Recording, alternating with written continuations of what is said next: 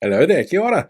With all the news that's going on at the moment, like, the death of the Pope, trade wars, the rise in fascism, bringing back dire wolves, dealing with Cyclone Tam, or people pretending to be from council to case out your properties after Cyclone Tam, you may have missed that our Deputy Prime Minister is crowing about putting a members' bill in the biscuit tin of democracy that follows the UK court decision to legally define gender to biological sex. And he wants to do the same here to, in his own words, end the creep of woke madness, while most people want the government to focus on things that actually matter, like ending the cost of living crisis.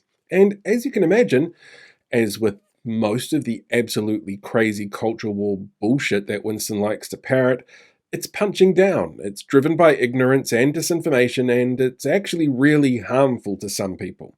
For a start, it undermines human rights and legal protections. There's a bunch of human rights agreements out there, and protecting freedom of identity and protection from discrimination is part of that.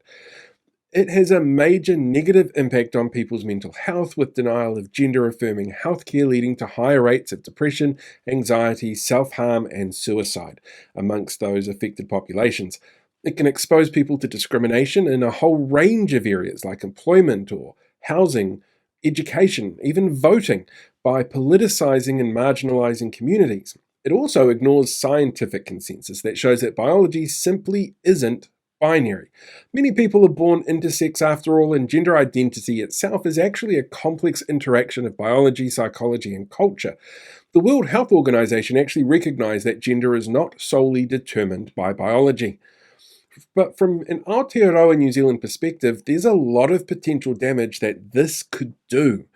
Since 2023, people can amend the sex on their birth certificate. This change could mean that trans and non-binary people are forced to use documents that misrepresent their gender, which leads to a higher risk of discrimination across those areas that I mentioned before, like housing, employment, accessing healthcare, or voting. It can lead to exclusion from gendered public spaces like bathrooms, changing rooms, and night shelters. So trans women being forced into a men's public bathroom would happen, which increases the risk of harassment and assault. There's a reason why women chose the bear online a little while ago. But that can also impact participation in gender-specific sports, services, or even school programs, like kapahaka or health education.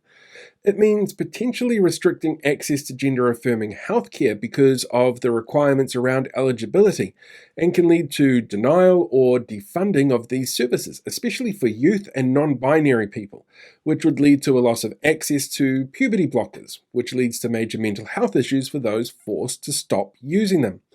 And it means schools can force young people to wear uniforms or be placed in dorms or take part in school activities according to their sex at birth, not their gender identity.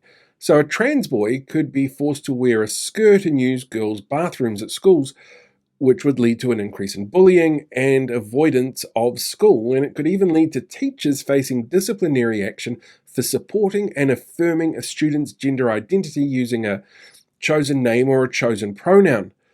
In policing, it could lead to gender-based protections, like those around gender-based violence, like access to emergency housing, or women's refuge being limited or refused.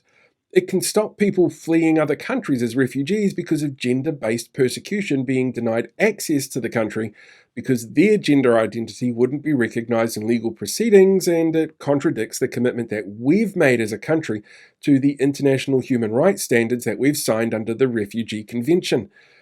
The New Zealand specific Counting Ourselves survey from a few years ago, which has been cited by the Human Rights Commission, the Ministry of Health, and a number of advocacy groups, specifically shows that trans and non-binary Kiwis face incredibly high rates of depression, anxiety, and risks of self-harm and suicide, due largely to societal rejection and a lack of affirmation. And a law change like this will lead to those being exacerbated. Really, the vice signalling coming from the Deputy Prime Minister is harmful to people. Not only would it erase recognition of trans and non-binary identities, jeopardize legal protections, expose people to systemic discrimination and harm, it's the nanny state stepping in and saying, you know what? We're siding with the group that neo-Nazis stood with. to target the 2.5% of the population who do not identify with the sex they were assigned at birth, or the 1.7% of the population born intersex, it puts all women at risk, because if they don't meet the mob's definition of feminine enough, they're not then considered a woman to those who would use that as an excuse to cause harm. This is needlessly cruel to a minority to look like the big man to people who failed high school science and think that being woke is an insult, and who think that they should have a right to see what's in someone's pants to decide how they're going to treat them.